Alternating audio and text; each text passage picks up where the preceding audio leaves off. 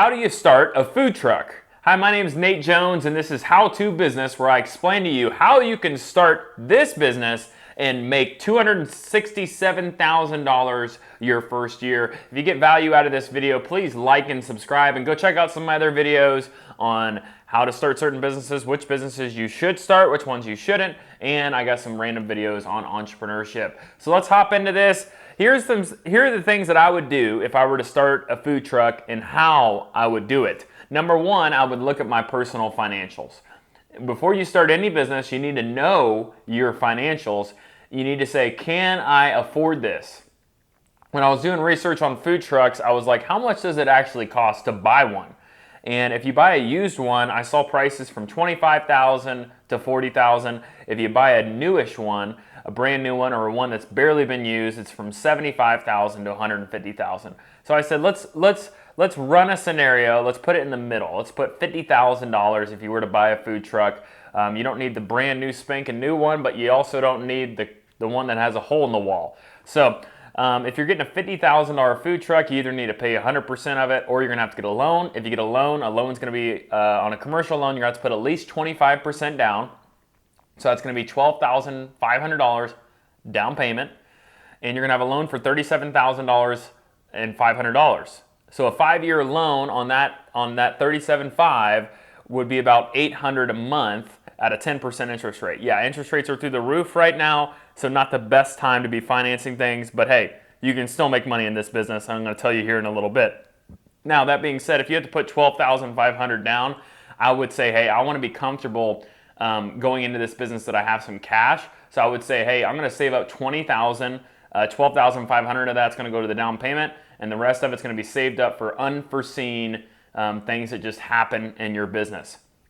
Number two, what I would do next is I would think of all the ways in which it won't work. Before every business I start, I sit down with my wife and I say, let's bankrupt this business. Let's destroy this business. Let's be the biggest critic of this business and say what is not gonna work, and how can we create strategies around those negatives to make sure that they don't happen.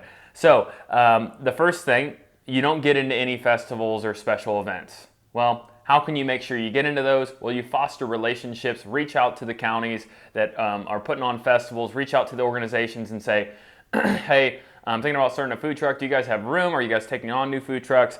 Have a strategy to get into those events. The second thing is you don't make enough sales. This means that there's kind of an effort problem here, because in food trucks, if you just show up random places, even if you don't have any strategy at all, you could probably still make sales. So you need to show up and you need to put effort in.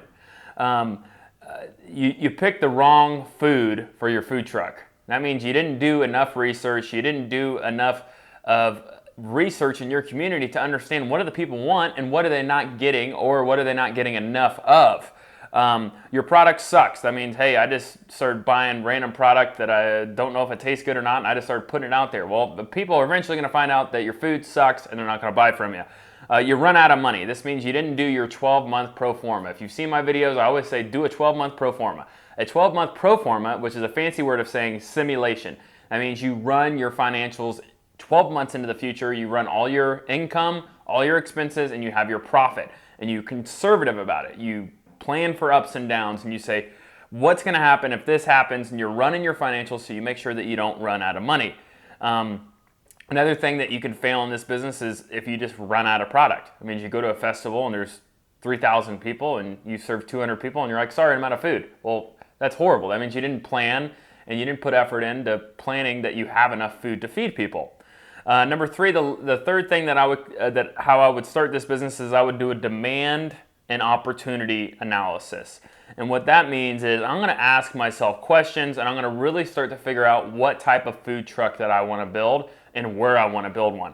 So what are the food trucks that are out there?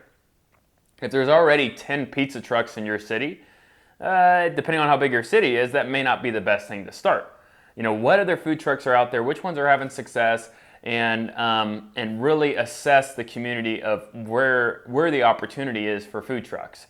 The second thing here, are there any lunch spots in which you can just go park every day? Because if you can go park somewhere every day, you can really bring in a lot of revenue being outside of those buildings and having a consistent flow of people. So if there's a large office or medical center in which people want to have food, that they don't have food, and they don't have to leave, then that's a great spot. Are there festivals and events that are in your community in which you can go to? Not necessarily in your community, because you could probably drive an hour away, but within that hour radius, are there enough festivals and events to keep you busy? Because the festivals and events, and I'll tell you here in a second, that's where you're going to make all your money.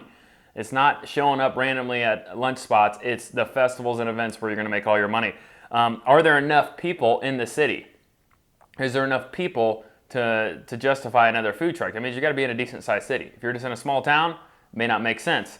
So let's talk here. How can we make that $267,000? You need to understand your possibilities with this business. This business can be scaled, and it's going to continue to grow the more events you get. So let's break down this $267,000 a year of how you can do it.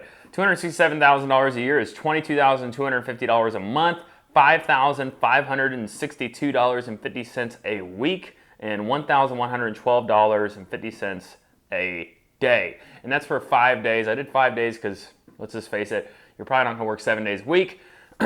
So I put 5 days on here.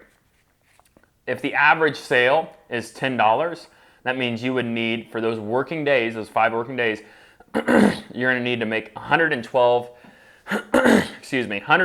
sales a day.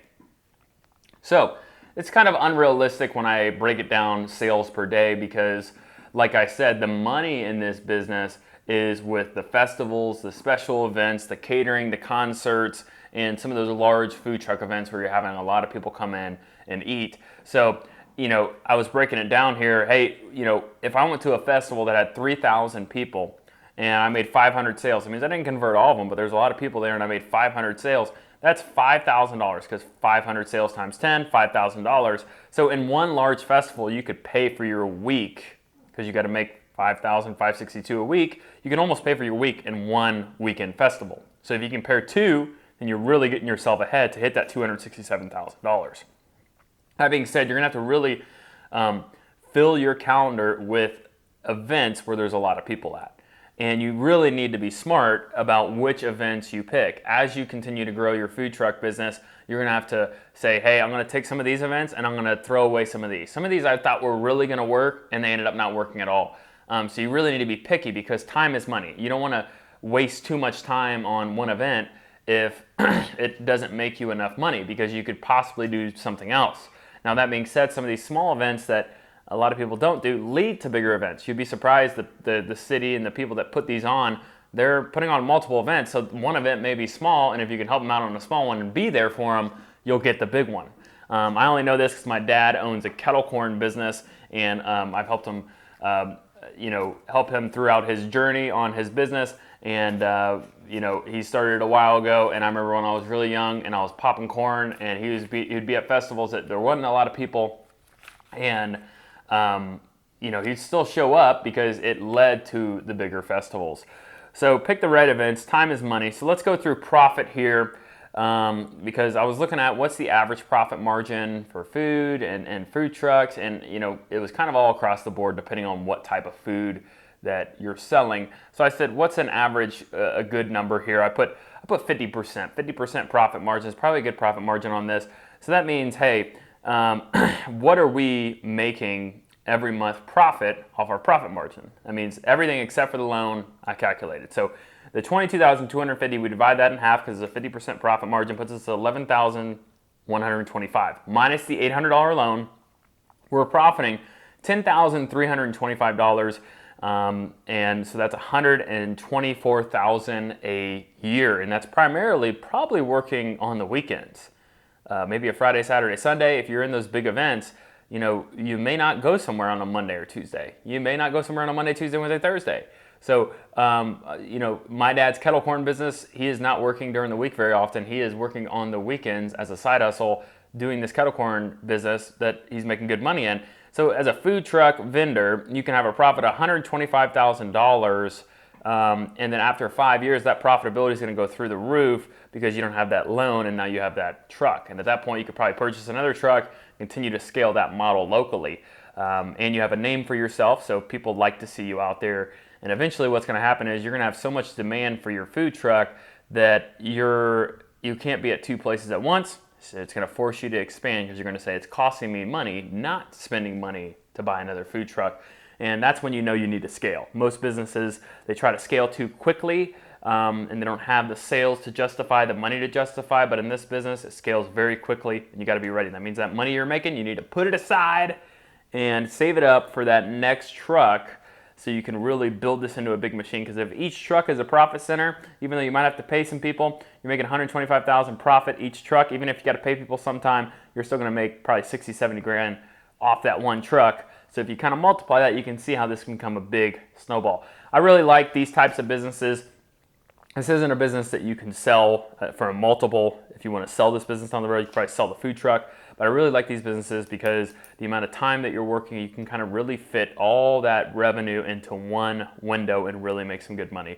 So this is How To Business. If you got value out of this, or if you have any questions or concerns, comment below, like, and subscribe. Thank you.